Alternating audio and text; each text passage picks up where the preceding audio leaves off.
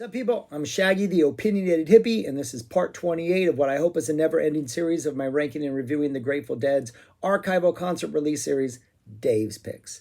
I'm doing them in order. We're on 28, hence part 28.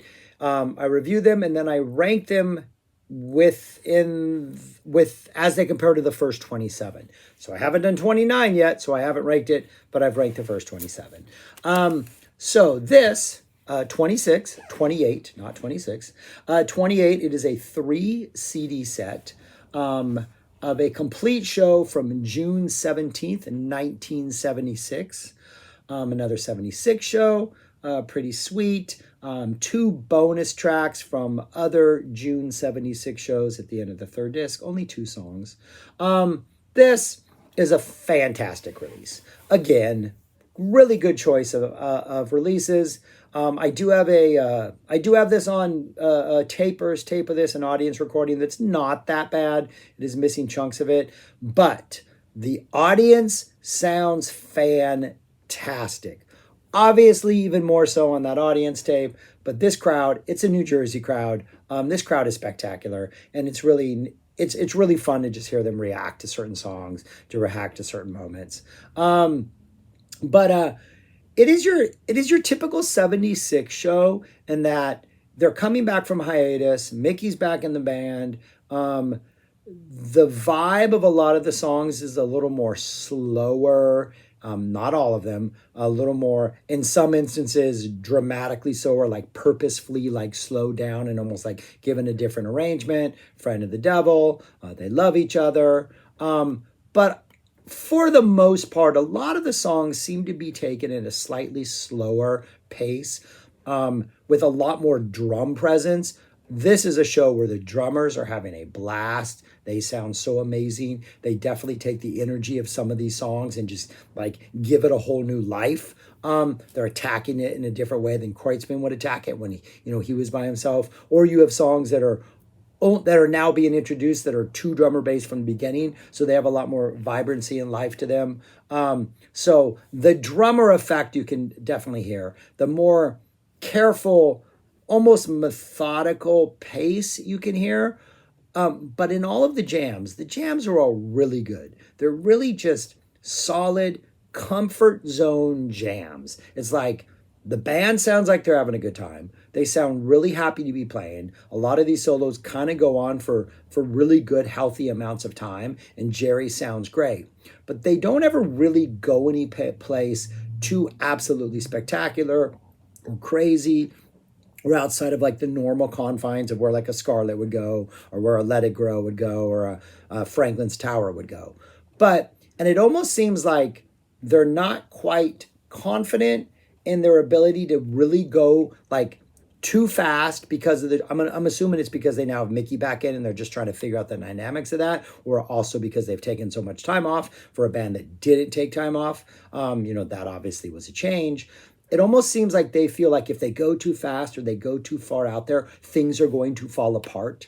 And the one song which definitely is at a much quicker pace than normal is Let It Grow. And Let It Grow almost feels like frantic and kind of hectic and like a little too fast. And the solo, the jam after the verses, or in that middle pocket jam, it feels like they're going to fall apart. And the drummers almost kind of take over and save it, and then they abandon the jam and go into a drum solo. And it does feel like the one instance where they're going to try to push the speed limit and maybe go a little faster than they should. It does feel like the machine is about to fall apart, and they kind of need to like, oh no, we got to either slow down or do something different. So a really good show. Like, absolutely enjoy it. The vibe is incredible. I mean, everything just sounds spectacular. Keith sounds incredible. The set list is spectacular. But it just does, it feels like we're out here just getting used to playing again. We're not going to take too many chances, but we're going to have a really good time, and I hope you enjoy the show. And I enjoyed the show. So, 3 discs. First disc is the entirety of the first set. Opens up with the Cold Rain of Snow, which immediately sets the tone. There's a vibe to this Cold Rain and Snow. The solo almost feels like there's something different about the solo, like Jerry's playing the notes from like, he's looking at it from a different angle, or he's coming at it like playing like, I don't know. There is something a little I don't want to say off about the solo because it works. It just feels like it's a slightly fresh take on that middle solo. And that kind of sets the tone for the show of like not doing anything too crazy, but it's just going to be a good ride. We get a big river, pretty good big river. We get a slow down, they love each other, a Cassidy. The Cassidy jam is essentially non-existent, but there is really good energy in the Cassidy. It just feels good. It's just not much is really happening in that jam. Tennessee Jed, as always, delivers.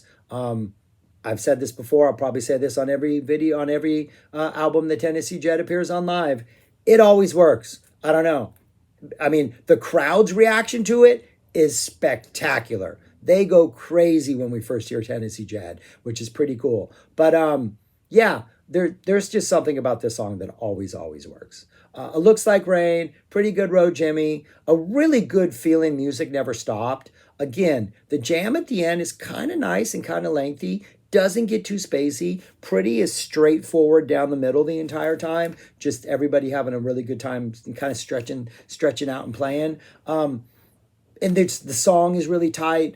Awesome addition to the repertoire, having that song now being in the set list. The Music Never Stopped just sounds absolutely fantastic.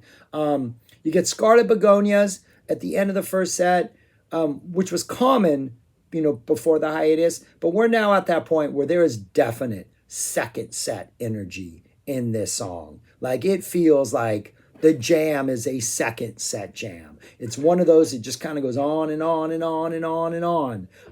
Kind of slow, a little bit laid back, but super tasty. It works really well. Kind of gets a little bubbly towards the end and you get a little more energy before they wrap things up, but never gets too crazy, never gets too hectic. It's just everybody's playing and it just sounds like they're having a really good time. But it is definitely the longer first set jams, as we continue on, into the 70s and 80s, tend to be a lot spacier and out there. Like the Bird songs would get pretty creative. The Music Never Stops would have that sort of part where everybody seems like they're floating before they reconvene. Cassidy's get kind of a little weird. But this one is just this really nice, long sort of jam that feels more like a second set vibe than it does a first set vibe. And then a Promised Land to close. Really, really, really strong disc. Second set, disc 2 is the first 6 songs in the second set. For the second release in a row, thank you, Dave. We get another Help Slip Franklin's, Help on the Way into Slipknot into Franklin's Tower. Help on the Way sounds confident. It sounds good. Slipknot, nowhere near as crazy and spacey and out there as that one from the previous release, but it's a really, really good jam.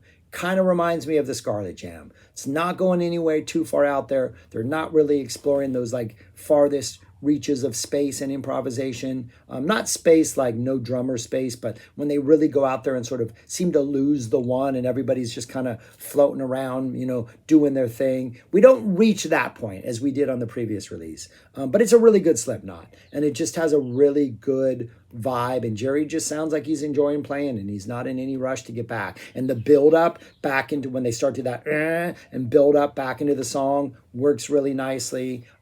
Really just a very healthy Slipknot.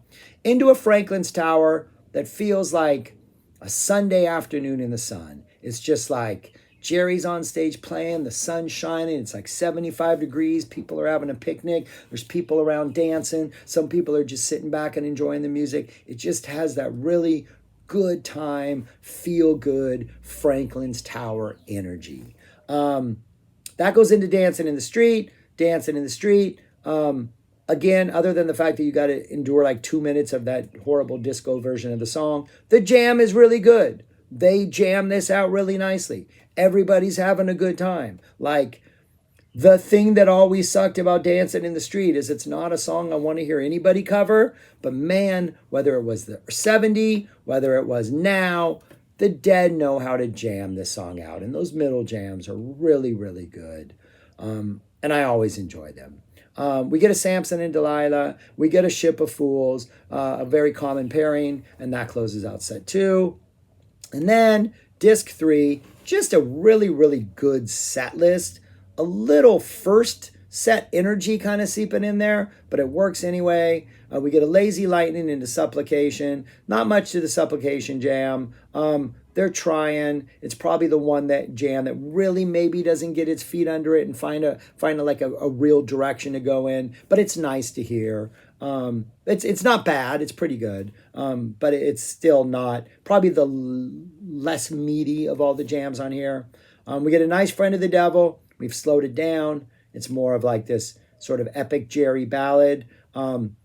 It kind of works at the end of the second set as like your Jerry ballad where like Morning Dew, Black Peter, Stella Blue, Morning Dew. Did I say that? I thought I said Morning Blue. Not High Time. Wharf Rat would go. Front of the Devil kind of works. They could have made it work. They ended up moving it to the first set after a while, but it's a nice little treat at the end of the set. Then we get the Let It Grow, which sounds a little bit off the rails, like maybe they just went at it too hard and went at it too fast and they're not able to keep it together. There's a little bit of sort of like a slight chaos that seems to be seeping in at times.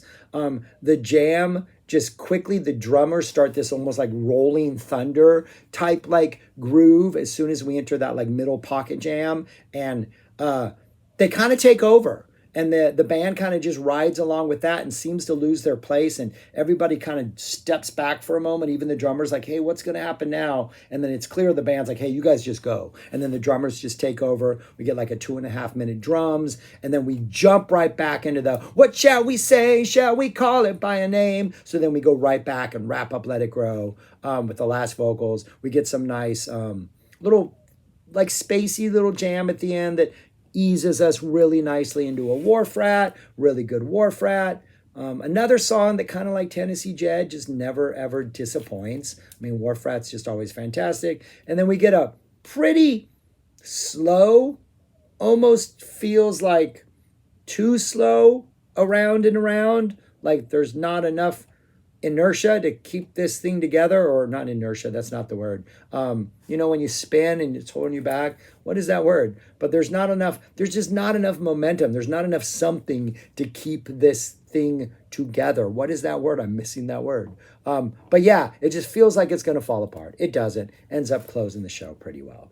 And that's it. That's it for the show. The bonus tracks are a sugary from a show a week later. Yeah, a week later, and then from another show after that, we get a High Time, both from June 76, both really good. Keith sounds really good in both of them. I think Keith's presence throughout this whole thing is fantastic. There is one song when his organ work is pretty good on here. Early, I think maybe it might be the Slipknot jam where we get some really nice organ work from Keith, or maybe it's the Scarlet. But yeah, a fantastic show. Again, there's no like Mount Everest type peaks on here that like you have to like somebody who's not into the Dead, you're like, dude, you need to listen to this right now. I don't think there's any of those moments, but at no point in the show was I bored, was I checked out. Even the Samson and Ship, I thought just came in a nice little moment where, yeah, it would have been nicer if they did something more jammy and epic, but it felt good and I kind of liked it. So yeah, it was a pretty good show. Question is, where would I put it ranked among the other shows? And I would put it right there. A little bit high, maybe. I'm thinking after I talked about it, I put it at 13 in the upper half, right above that other 76 show. Like, I really, really, really enjoyed the energy of this one. And I really like the playing. I really like the Scarlet Begonias at the end of the first. I love the Helps the Franklins. I could hear that on every release and probably never get tired of it. I thought the set list was interesting. That might be a little high now that I'm looking at it, but that might have total recency bias. But I don't know.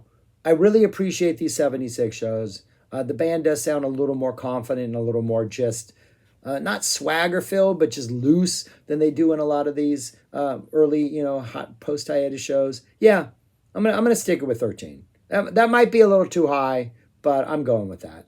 Anyways, that's what I got. Thanks for watching. Subscribe. If you have heard this show, let me know your thoughts on this show. If you haven't heard the show, go check it out. It's fantastic. Most of these shows, there's at least audience tape or a tape up somewhere up on YouTube, so you can check them all out if you're interested, or find a taper connection. They're still out there. We will still trade tapes, or find a download service, a Bitstream. Bitstream, is that what they're called? I'm missing words today. Teaching kindergartners are hard. You don't speak in a lot of really you don't. I don't change my language for them, but they've been talking like babies a lot, and it's driving me crazy. It's their new phase because of Matilda, that movie. Anyways, that's enough. I'm rambling. Thanks for watching. Subscribe, like, go listen to music, all that stuff, and be peaceful, people. Be peaceful. All right, take care. Bye.